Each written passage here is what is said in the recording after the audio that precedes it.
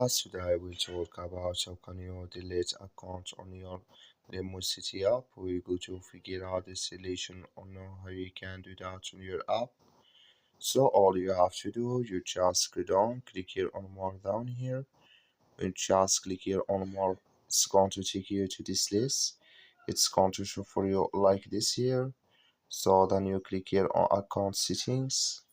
Then it's going to take you to next step here. Then all you have to do now, just click here on edit profile. When you just click on edit profile, it's going to take you to next step here. So just switch into open video here like this. Then you go down, just keep going down here.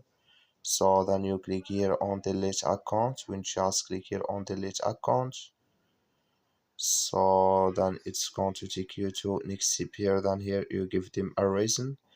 You click here on delete my account, and it's going to delete with you. That's all you have to do. Thank you for watching. Don't forget to support us by liking.